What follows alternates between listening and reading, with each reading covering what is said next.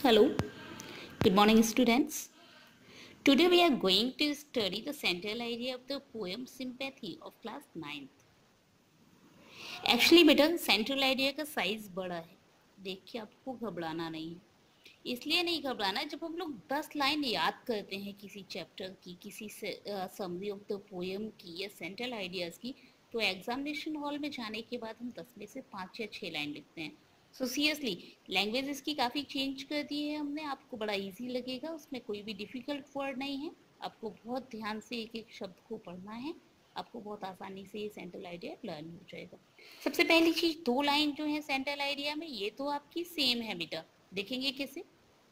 Central idea of the poem sympathy composed by the great poet Charles marquee.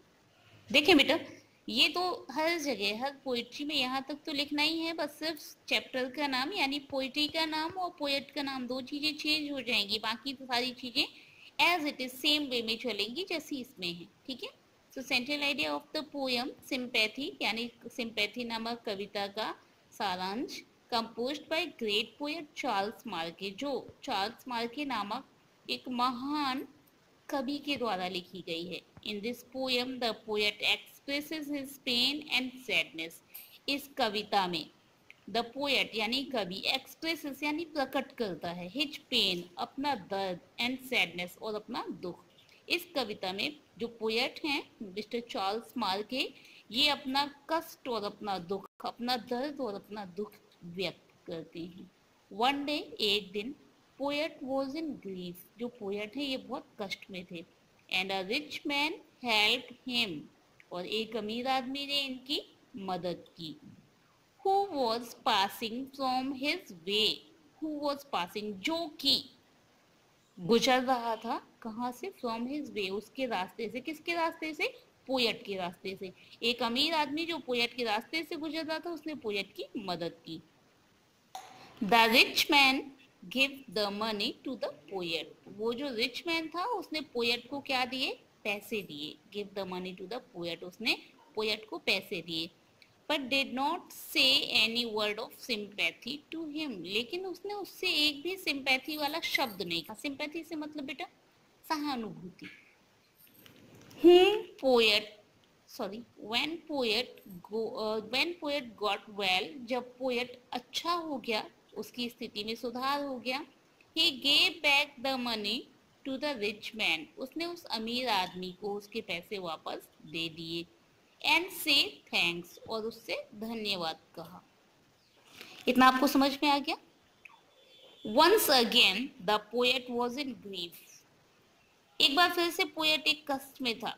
This time a poor man help him, इस बार क्या हुआ, इस बार उस poet की मदद एक गरीब आदमी ने की। The poor man look after him day and night, उस पुअर मैन ने, उस गरीब आदमी ने उसकी देखभाल, लुक आफ्टर बेटा, लुक आफ्टर मीन्स होता है देखभाल करना, उस पुअर मैन ने उसकी देखभाल की। कैसे, दिनों रात, मतलब 24 घंटे उसकी देखभाल की। एंड गिव हिम ब्रेड, और उसे रोटी दी खाने के लिए। टिल ही रिकवर्ड कंप्लीटली, तब तक दी जब तक कि वो पूरी तरह से सही नहीं हो गया। Now the poet had nothing to pay, अब, नाउ यानी अब पोएट के पास देने के लिए कुछ भी नहीं था।